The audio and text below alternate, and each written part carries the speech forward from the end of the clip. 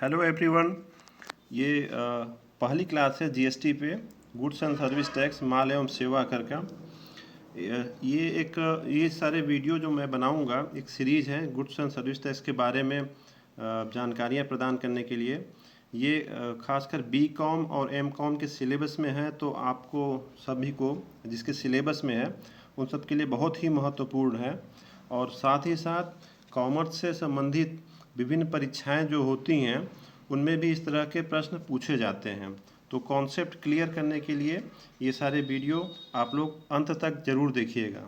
इस वीडियो में हम जानेंगे कि कर क्या है, व्हाट इज़ टैक्स, कर कितने प्रकार के होते हैं यानी टाइप्स ऑफ टैक्स, विभिन्न प्रकार के करों के लाभ एवं हानियों को जानेंगे, उनके एडवांटेज डिसएडवांटेज क्या हैं, और विभिन्न प्रकार के जो कर होते हैं उनमें अंतर क्या है, और कुछ एग्जाम्पल्स के द्वारा उसको हम और विस्तार से समझने का प्रयास करेंगे।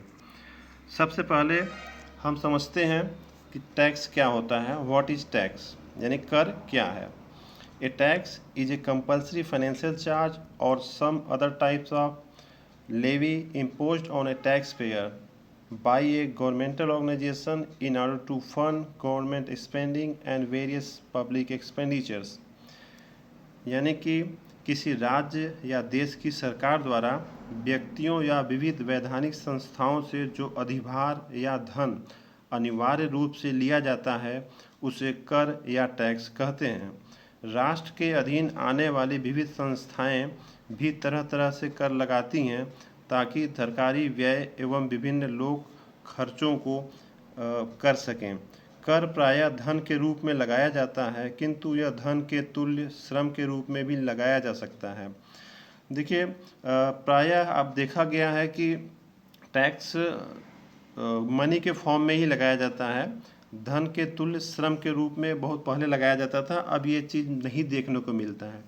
तो ये कर विभिन्न संस्थाओं पर लगाए जाते हैं जिसमें इंडिविजुअल हो सकते हैं, व्यक्तिगत लोग हो सकते हैं, व्यक्ति हो सकता है, और बहुत से लीगल एंटिटी भी होती हैं जो वैधानिक संस्थाएं होती हैं, जैसे कंपनी है, पार्टनरशिप फर्म है, तो बीओपी है, बॉडी ऑफ इंडिविजुअल, इस तरह से एओपी भी है, एसोसिएशन ऑफ पर्सन। तो इन सब पे कर लगाया जाता है। विभिन्न संस्थाएं ट्रस्ट वगैरह भी होती हैं, हालांकि ट्रस्ट को बहुत सी छूट मिली हुई है टैक्स से। तो इस तरह की विभिन्न संस्थाओं पर जो कंपल्सरी अनिवार्य रूप से कुछ अधिभार या धन लिया जाता है इन लोगों से, तो उसे कर कहते हैं। देखिए, कर के दो प्रकार होते हैं, ये टाइप्स ऑफ टैक्स है। कर के दो प्रकार हैं, पहला है डायरेक्ट टैक्स और दूसरा है इनडायरेक्ट टैक्स। डायरेक्ट टैक्स को हिंदी में बोलते हैं प्रत्यक्ष कर और इनडायरेक्ट टैक्स को अप्रत्यक्ष कर बोलते हैं। तो ये डायरेक्ट टैक्स होता क्या है, person page tax from own pocket, यानी ऐसा कोई व्यक्ति जो अपने ही पॉकेट से जो टैक्स दे रहा है तो उसे डायरेक्ट टैक्स कहते हैं। कहने का अर्थ ये है कि अगर वो टैक्स दिया और वो उस टैक्स को यानी उस कर को किसी और पर शिफ्ट नहीं कर पा रहा है, उसका भार किसी और के ऊपर नहीं डाल पा रहा है, तो वो डायरेक्ट टैक्स कहलाता है। और इनडायरेक्ट क्या होता है, person collects tax from customer and pays to government. जैसे ये होता है, दुकानदार लोग होते हैं, विभिन्न प्रकार की वस्तुएं बेचते हैं, उसमें टैक्स वो कलेक्ट करते हैं कस्टमर से और गवर्नमेंट को पेड कर देते हैं। तो इस तरह से उनका जो भार उनके ऊपर पड़ता है वो शिफ्ट कर देते हैं वो दूसरे लोगों पे, तो ये इनडायरेक्ट टैक्स कहलाता है। देखिए, डायरेक्ट टैक्स क्या है, इसकी definition, a tax such as income tax which is levied on income और profit of a person who pays it. यानी कि कोई भी टैक्स जो है जो कि पर्सन किसी व्यक्ति के या किसी संस्था के आय पर या उनके प्रॉफिट पर लगाया जाता है, लाभ पर, तो उसे डायरेक्ट टैक्स कहते हैं।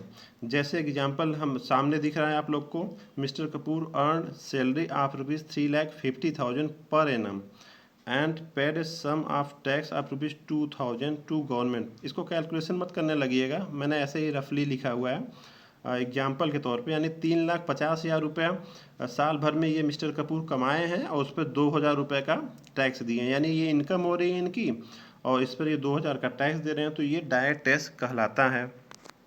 अब देखिए एडवांटेज क्या है डायरेक्ट टैक्स के। जस्टिफिएबल है, न्यायोचित है, क्योंकि जो जितना कमाएगा उसके हिसाब से टैक्स देता है। अगर जो ज़्यादा कमा रहा है तो उस पर टैक्स ज़्यादा लगेगा, जो कम कमाएगा उस पर टैक्स कम लगेगा। ये बेनिफिट है आपका डायरेक्ट टैक्स का। फिर सर्टेन होता है, निश्चित होता है, एक परसेंटेज निश्चित होता है कि हाँ इतना इतना परसेंट हमें देना है, पहले से पता होता है कि हमारी इनकम इतनी होगी तो इतने परसेंट से हमारा इतना आएगा, तो इसमें निश्चितता होती है। तीसरा है प्रोग्रेसिव, प्रगतिशील होता है। तो इसमें देखिए प्रोग्रेस, ये टैक्स रेट क्या है, जो कम इनकम कमाते हैं उस पर 5%, 10% से इस तरह से आगे के वीडियो हम इसे स्ट्रक्चर बताएंगे कितना कितना टैक्स कितने कितने इनकम पे लगता है। यहाँ पे एग्जांपल के तौर पे ले लेते हैं, जैसे 2 लाख 3 लाख तक कमाया तो 5% लगा, तो वर्तमान में 5 लाख तक है, तो 2.5 लाख तक फ्री है, और उसके बाद उसके 5 लाख तक वो 5% लगता है, उसके बाद फिर 10% लगता है, उसके बाद 20% लगेगा, इस तरह से 30% लगता है। तो ये प्रोग्रेसिव है, प्रगतिशील, जितना ज़्यादा कमाते जाएंगे तो उतना ही ज़्यादा टैक्स लेना पड़ेगा, वो परसेंटेज भी बढ़ता जाता है। ये इसके लाभ हैं। और फिर है इलास्टिक है, लोचपूर्ण है, इसको आराम से हर साल गवर्नमेंट बढ़ाया घटाया जा सकता है, हर साल बढ़ाती घटाती है किस पर कितना टैक्स लगेगा। फिर नेक्स्ट है डिस्ट्रीब्यूटिव जस्टिस, यानी वितरणात्मक है, न्याय है, यानी कि ये वही चीज़ है कि जो ज़्यादा कमाएगा वो उनसे ज़्यादा टैक्स लिया जाएगा, जो कम कमाएगा उनसे कम लिया जाएगा, जो बहुत कम कमाएगा उनसे टैक्स नहीं लिया जाएगा। इससे उनकी आय का वितरण समान हो जाता है। और लास्ट है प्रमोट्स इक्वालिटी, यानी समानता को प्रोत्साहन मिलता है। जैसे जो ज़्यादा कमाए वो बहुत ज़्यादा अमीर होते जाते हैं, जो कम कमा रहे हैं वो गरीब होते जाते हैं, तो उनके बीच में एक खाई बढ़ती जाती है। तो ये टैक्स के द्वारा जो ज़्यादा कमा रहे हैं उससे टैक्स ज़्यादा ले रहे हैं, और कम कमाने वाले से कम ले रहे हैं और नहीं भी ले रहे हैं, तो इससे समानता आती है आय में लोगों के। ये देखिए डिसएडवांटेज है, डिसएडवांटेज ऑफ डायरेक्ट टैक्स, प्रत्यक्ष कर की हानियाँ। टैक्स इवेजन, यानी कर की चोरी इसमें संभव होती है, ये आय पे लगता है, तो लोग अपनी आय दिखाते ही नहीं है। आप लोग खुद देखे होंगे, बहुत सी इनकम होती है जो गवर्नमेंट नहीं पकड़ पाती, और लोग शो भी नहीं करते, अपना दिखाते नहीं कि हमने कमाया है, तो इस तरह से वो टैक्स की चोरी कर लेते हैं। और भी बहुत सी चीज़ें हैं, जैसे बिजनेस वगैरह कर रहे हैं तो ये बोगस खर्चे वगैरह दिखा देते हैं, जो कि खर्च एक्चुअल में होता नहीं है, उससे प्रॉफिट इनका कम हो जाता है। तो इस तरह से कर की चोरी कर सकते हैं, इसमें डायरेक्ट टैक्स की हानि है। दूसरा है रिड्यूसेस सेविंग, बचत को कम करना होता है इनका। ये जब टैक्स ज़्यादा कमाएंगे, ज़्यादा टैक्स लगेगा, तो स्वाभाविक सी बात है, तो बचत कम हो जाएगी, बचत सेविंग कम कर पाएंगे, ये इसकी हानि है। तीसरा है लिमिटेड टैक्स बेस, सीमित कर आधार। देखिए जो डायरेक्ट टैक्स होता है, प्रत्यक्ष कर, वो इनकम पे लगाया जाता है, तो इनकम सबकी तो होती नहीं है। जैसे यहाँ पे बहुत ज़्यादा गरीब हैं, फिर मिडिल क्लास है, फिर अपर क्लास है, तो जो अपर क्लास है एकदम बहुत ज़्यादा रिच है उन पे लगता है, और जो मिडिल क्लास है, जो सैलरी वगैरह पाते हैं, अगर वो टैक्स एग्जाम्पशन लिमिट के ऊपर हैं तो उन पर टैक्स लगता है। और नीचे के जो मैक्सिमम लोग पुअर हैं या फिर कम कमाते हैं, तो वो सब बच जाते हैं, उस पर टैक्स नहीं लग पाता है। तो 10 से 12 करोड़ इंडिया में 10 से 12 करोड़ लोग ही ये इस प्रकार के टैक्स देते हैं। 10 से 12 क्या, 8 शायद ऐसे कुछ है, मतलब 8 से 10 करोड़ है, एग्जैक्ट अमाउंट, एग्जैक्ट संख्या हमें इसमें याद नहीं है।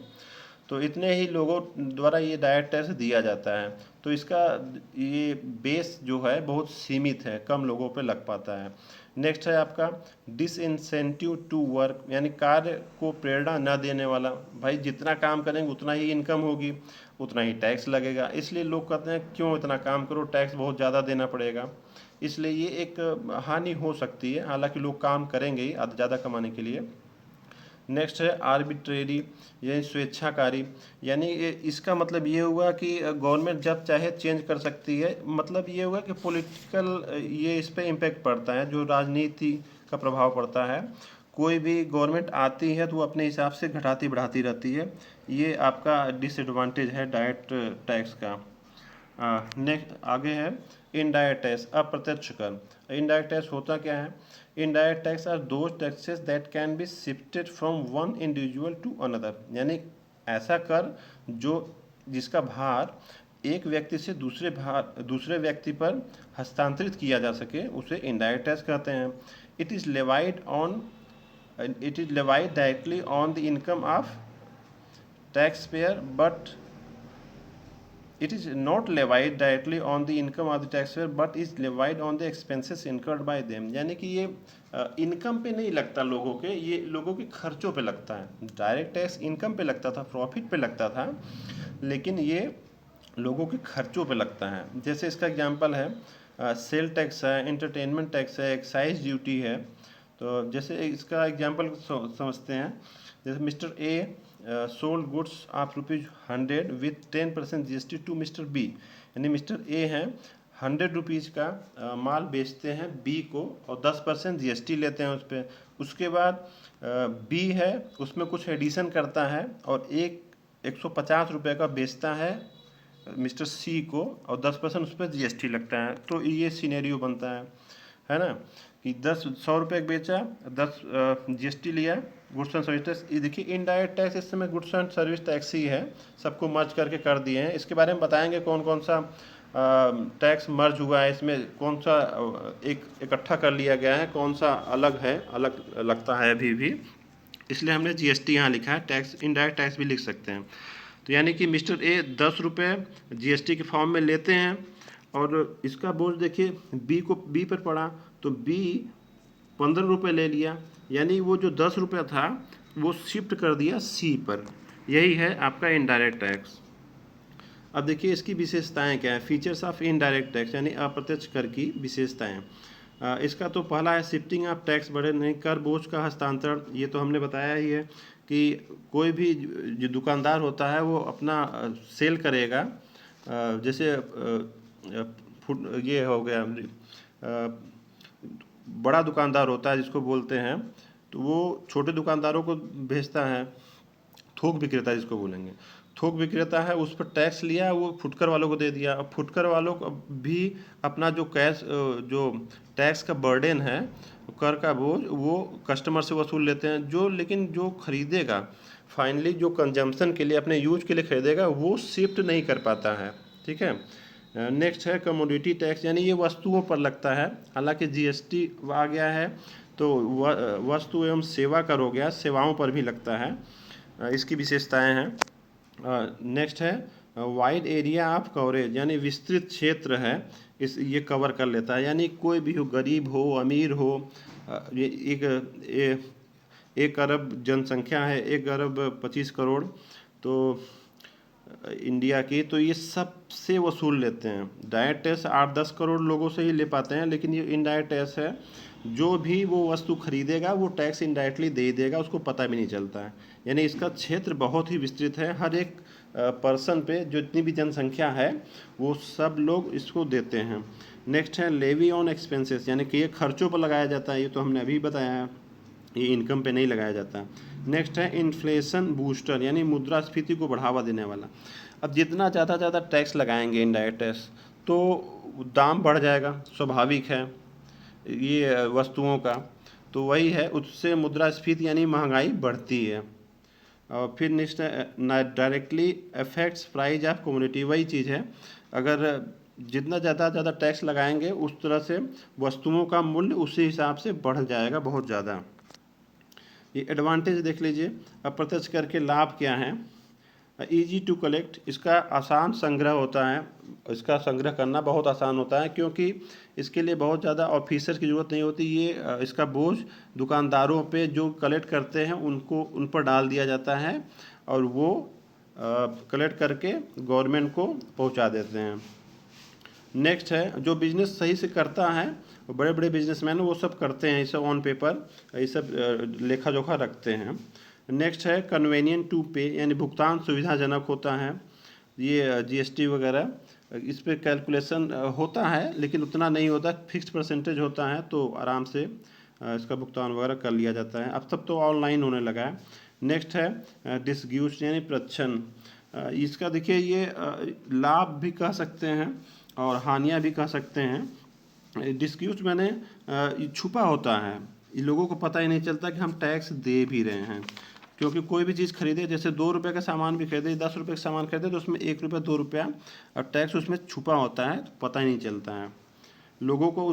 कह सकते हैं ये एडवांटेज में इसलिए लिखा गया है क्योंकि इसका भार लोगों को समझ में नहीं आता कि हाँ हम टैक्स दे रहे हैं। नेक्स्ट है नॉट ईजिली इवेडेबल, यानी छुपाना आसान नहीं होता। अब देखिए जो टैक्स क्रेडिट वगैरह लेने लगे हैं ना, जैसे अभी हमने एग्जांपल दिया था इसमें मिस्टर ए बी सी का, इसमें टैक्स क्रेडिट जैसे बी की बात कर रहे हैं, ये जो 15 रुपये टैक्स लिए हैं तो इनकी जिम्मेदारी बनती है 15 रुपये टैक्स गवर्नमेंट को जमा करना।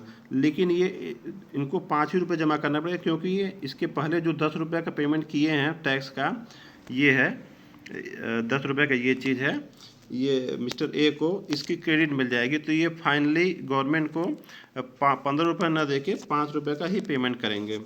तो इसलिए इन लोग लेखा जोखा भी बढ़िया रखते हैं, इसलिए टैक्स छुपाना इसको आसान नहीं होता। नेक्स्ट है ब्रॉडर स्कोप, विस्तृत क्षेत्र है, ये भी लाभ है, सबसे ये कर वसूल लिया जाता है, इसलिए इससे कलेक्शन बहुत ज़्यादा होता है, गवर्नमेंट की रेवेन्यू बहुत ज़्यादा हो जाती है। नेक्स्ट है प्रमोट सेविंग, बचत को प्रोत्साहन देता है। क्यों? अगर लोगों को पता चल जाएगा कि ये महंगी वस्तु है, इस पर ज़्यादा टैक्स लगा है, तो उसको नहीं खरीदते हैं, इससे उनकी बचत, वो बचत कर ले जाते हैं हो, इसलिए बचत को प्रोत्साहन मिलता है। नेक्स्ट है प्रोग्रेसिव, यानी प्रगतिशील। अब देखिए प्रोग्रेसिव इसको इस सेंस में कहा जाता है कि जो महंगी वस्तु, वो कॉस्मेटिक चीज़ें हुए हैं, जैसे एल्कोहल वगैरह हुआ, जो रिच पर्सन जो होते हैं, अमीर लोग खरीदते हैं उसको, तो उस पर ज़्यादा टैक्स है, 18% 28% तक है। और जो जनरल चीज़ें हैं, सामान्य वस्तुएं हैं जो सब लोग यूज करते हैं, उस पर कम है, 5% है, 10% है, 12% है, इसलिए इसे प्रगतिशील कहा जाता है। इसका डिसएडवांटेज देख लीजिए, ये डिसएडवांटेज इनडायरेक्ट टैक्स का है, ये गलत लिख दिया गया है, ये इनडायरेक्ट टैक्स है, ये थोड़ा सा ध्यान दीजिएगा। ये इनडायरेक्ट टैक्स यानी अप्रत्यक्ष कर की हानियाँ हैं। ये प्रमोट्स इन्फ्लेशन, यानी मुद्रास्फीति को बढ़ावा देता है, प्रोत्साहन देता है। अभी ये इसका फीचर्स में भी पढ़े थे, फीचर्स भी है, इसकी विशेषताएं भी, हानियां भी हैं भाई। इसके लगाने से बढ़ जाता है दाम, इससे महंगाई बढ़ जाती है, गरीबों पे ज़्यादा प्रेशर पड़ता है।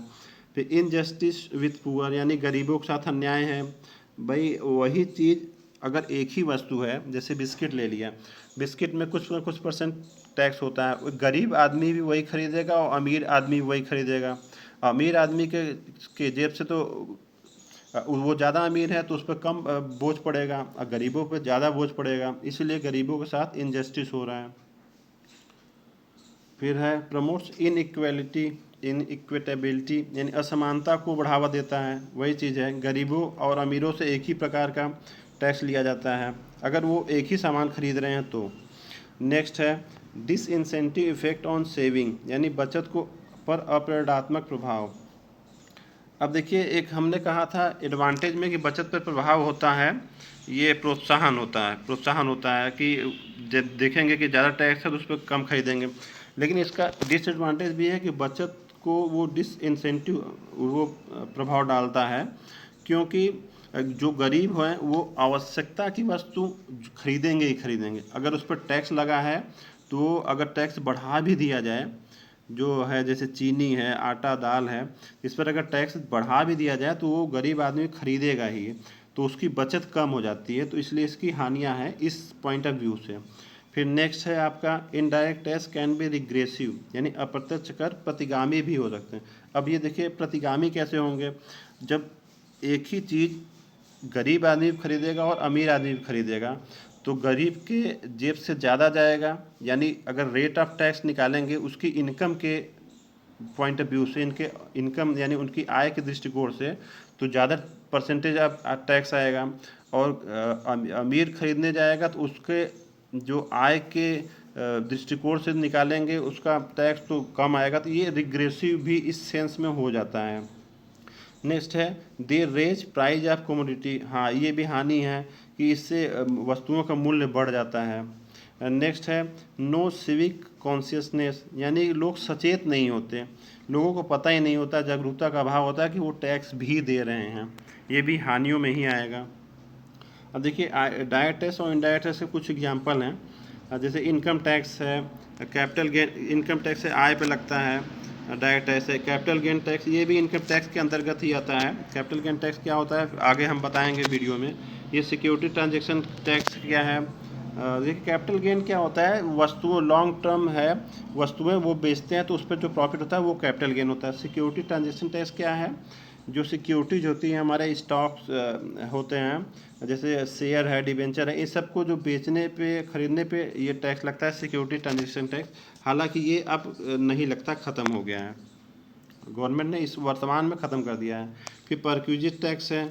परक्विजिट क्या होता है, जो एम्प्लॉयज़ वगैरह को सुविधाएं दी जाती हैं उसको परक्विजिट यानी अनुलाभ बोलते हैं। तो इस पर भी टैक्स लगता था, फ्रिंज बेनिफिट टैक्स पहले, लेकिन वर्तमान में ये भी ख़त्म हो गया है। फिर नेक्स्ट है कॉरपोरेट टैक्स यानी निगमित कर, यानी कंपनियों पे जो कर लगाया जाता है वो है, यानी इस समय ये भी है। ये 3 हैं, बाकी 2 ख़त्म हो गए हैं।